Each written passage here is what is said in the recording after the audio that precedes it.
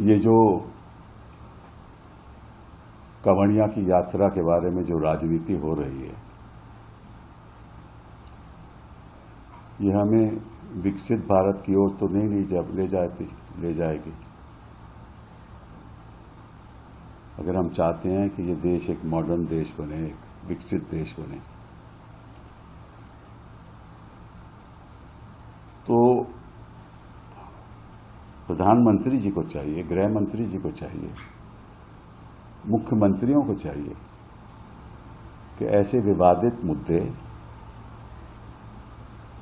जिसका मकसद केवल राजनीति है, नहीं उठाएं। ये टकराव की राजनीति, विवाद की राजनीति, जिससे कोई आम आदमी का लेना देना नहीं है, और इससे होगा क्या कि विवाद बढ़ेगा, लोगों की जिंदगी में संकट आएगा, व्यापारियों को नुकसान होगा, भाषणबाजी होगी, और इसका नतीजा क्या होगा? पार्लियामेंट में मुद्दे उठेंगे जो देश के सामने जो चुनौती है, आर्थिक चुनौती है, राजनीतिक चुनौती है, जो हमें मिलकर काम करना चाहिए पार्लियामेंट में, वो काम में कोई बढ़ावा नहीं होगा।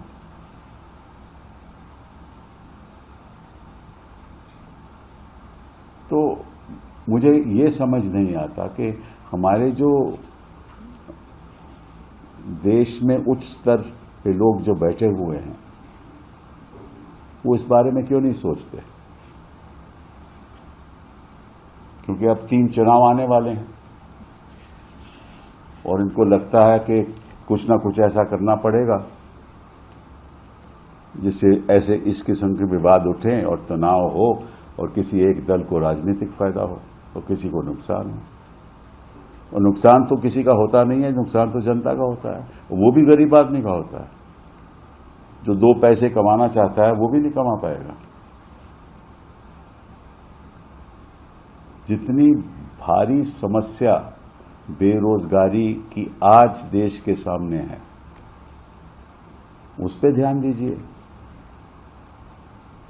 अभी हाल ही में 60,000 जॉब्स की उत्तर प्रदेश में निकली थी। उसमें से 47 लाख उम्मीदवारों ने एप्लीकेशन दी थी। 47 लाख उम्मीदवारों ने 60,000 जॉब्स के लिए। वो कोई बड़ी स्तर की जॉब नहीं है। 1.25 करोड़ उम्मीदवारों ने एप्लीकेशन दी रेलवे में नॉन टेक्निकल स्टाफ के लिए, जॉब्स के लिए।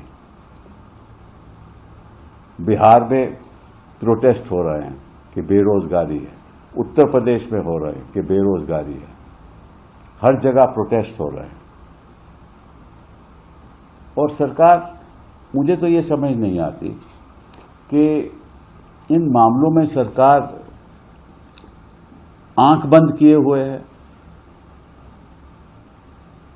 और सुनने को तैयार नहीं।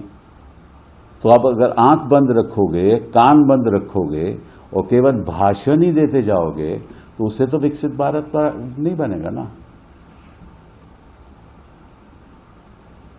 और फिर वही जो बयानबाजी है वो आपकी मीडिया चैनल चलाता है,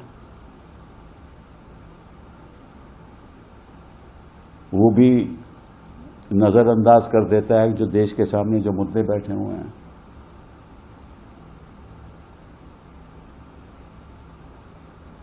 तो मैं चाहूंगा कि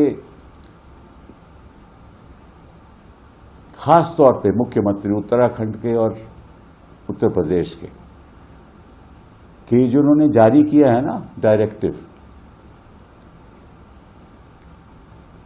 इसको बंद करें। जो भी यात्रा हो रही है होने दें। पहले भी कई वर्षों से यात्रा चल रही है, तब तो कोई ऐसा विवाद हुआ नहीं। तो आज क्या दिक्कत है कि आप अपना नाम बताइए और अगर ठेला लगा है तो वो भी अपना बताएगा नाम कि इसका ओनर कौन है। अरे सब जानते हैं, कोई भी यात्रा पर जाए सब जानते हैं कि किस जगह के मुझे खाना खाना है, किस जगह नहीं खाना। खाने की राजनीति, पहनने की राजनीति, शादी करने की राजनीति, मतलब कि कौन सी भाषा बोलते हो वो उसकी राजनीति, लिव इन कपल्स की राजनीति, रजिस्ट्रेशन ऑफ मैरिज की, मतलब कि क्या है।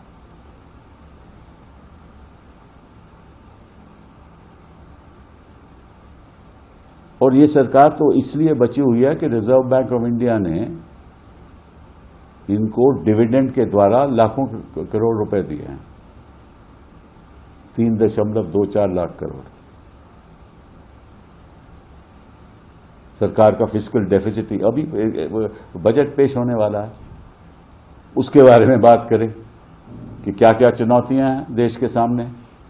आर्थिक चुनौतियां, बेरोजगारी तो केवल एक ही है। For exclusive and insightful videos, subscribe to our new channel ABP Live Premium.